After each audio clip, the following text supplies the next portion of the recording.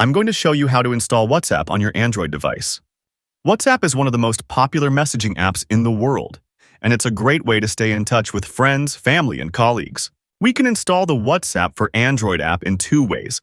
One is by using the Google Play Store, and another one is by installing the APK file directly from WhatsApp. We will talk about every scenario.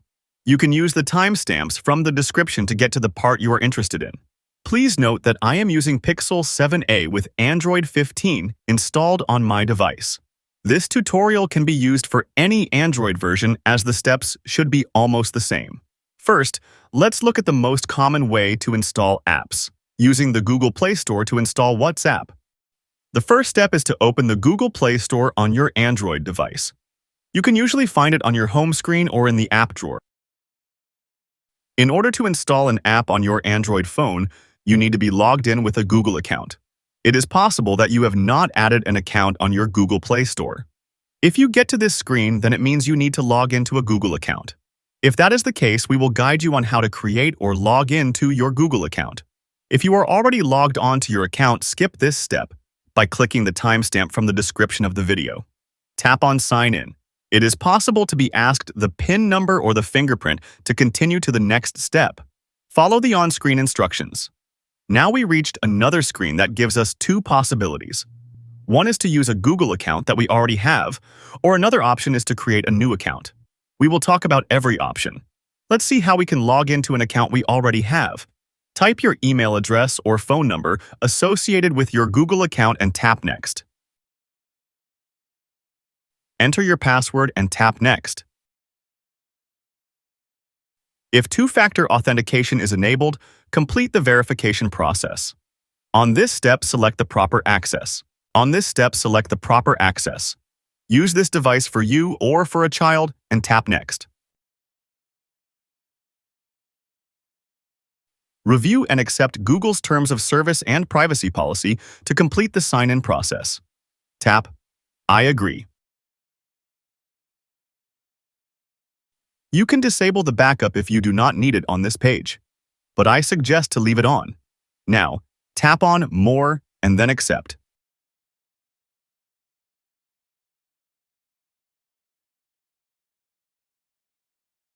Now tap on Get Started. You can verify your purchases by using biometrics or using your password. If you want to be faster, I suggest using your biometrics, but you can choose what you want. You can now install any app from the Google Play Store.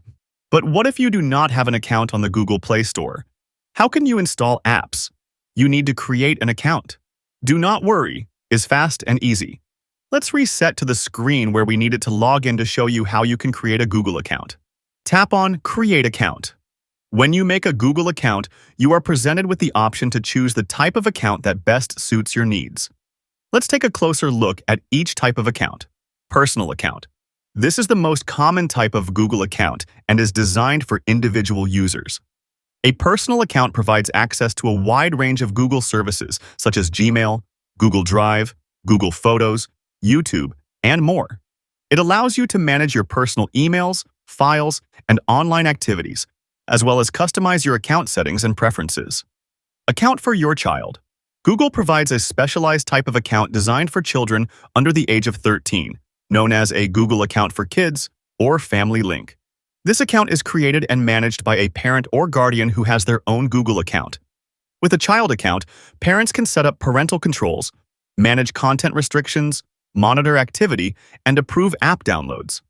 It allows children to access age-appropriate Google services and gradually gain independence online while ensuring a safer digital environment. For work or My Business. Formerly known as G Suite, a business account is tailored for organizations, businesses, and educational institutions.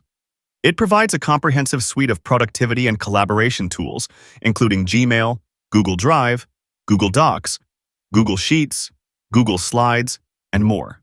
When choosing the account type, it's important to select the one that aligns with your specific requirements. A personal account is suitable for individual use, while a child account offers parental controls for younger users. Business accounts provide a robust set of tools for professional purposes, facilitating communication and productivity within organizations. We will select a personal use account as that will do the majority of you. Once you're on the Google account creation page, you'll need to provide some personal information. Start by entering your first and last name in the designated fields.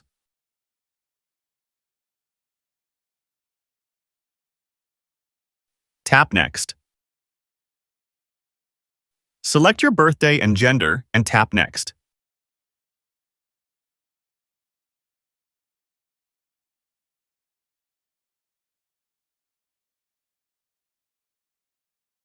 You can create a Gmail account or use your email address. If you use your email address, you will be getting an extra step to verify the email. You will receive an email with a verification code that you will need to provide to Google so they can verify you are actually the owner of that email address. Because it is easier and it does not cost anything, I will select to create a new Gmail address. Next, it's time to choose a username and password for your Google account. Your username will be your Gmail email address, so pick a unique and memorable one. If your desired username is unavailable, you'll be prompted to choose an alternative. Also, you can tap on Create Your Own Gmail Address and pick a custom username. After you are pleased with the username, tap on Next.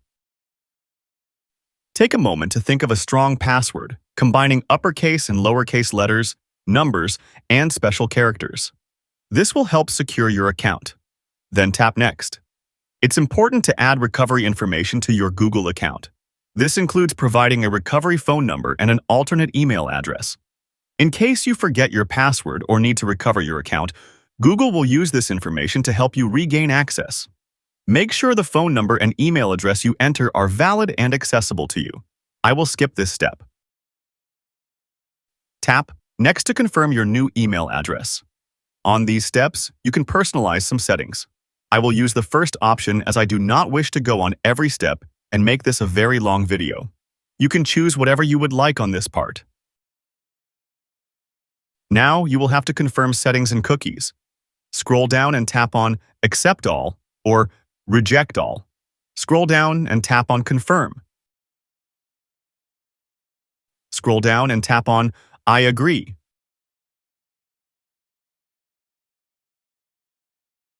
You can disable the backup if you do not need it on this page, but I suggest to leave it on.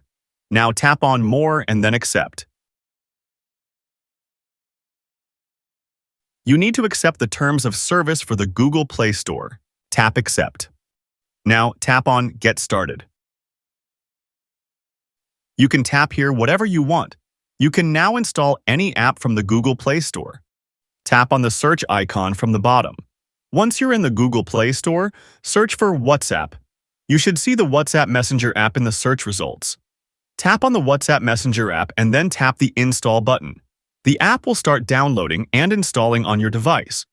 Once the installation is complete, open WhatsApp.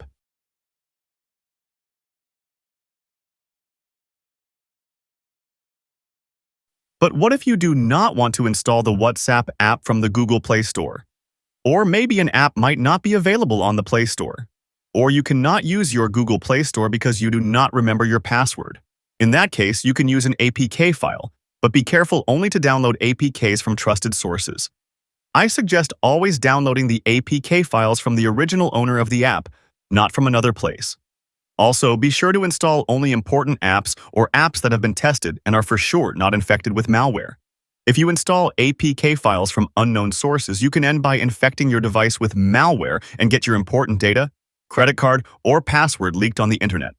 But let me show you how you can install an APK file. Let me reset the installation. Use your browser to find and download the APK file for the app you want to install. Open the Chrome app.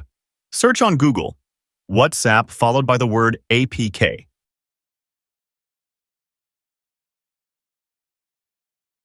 You see I found in the first results the official site for the WhatsApp app.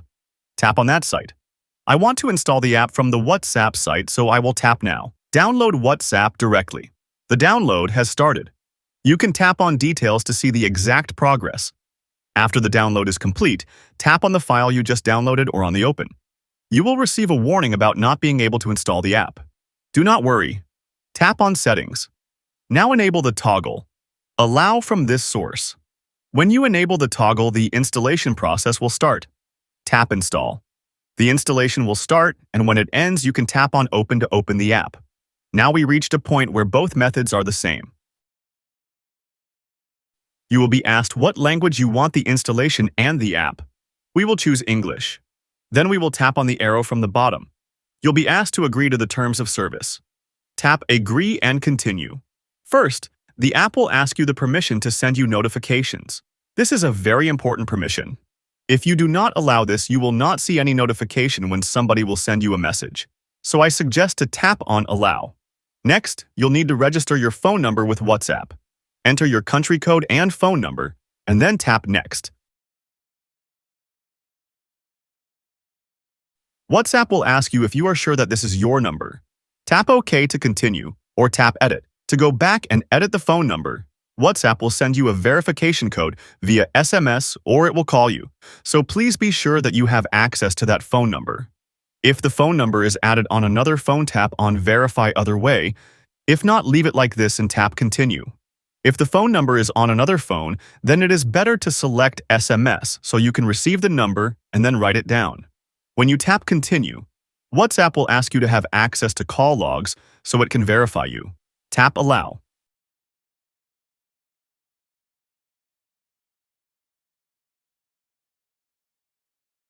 You see a number is calling me. This is WhatsApp verification.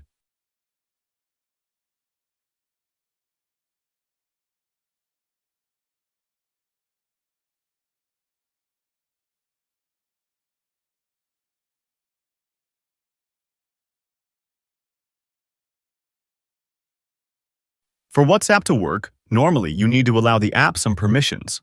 Allow the app the permission required. Tap on Allow for every option.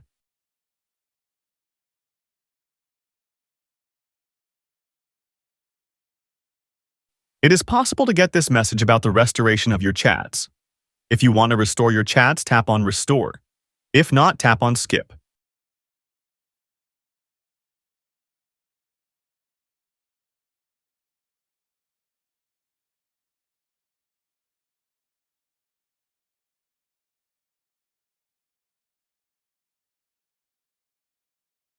Now you can create a display name for your WhatsApp account.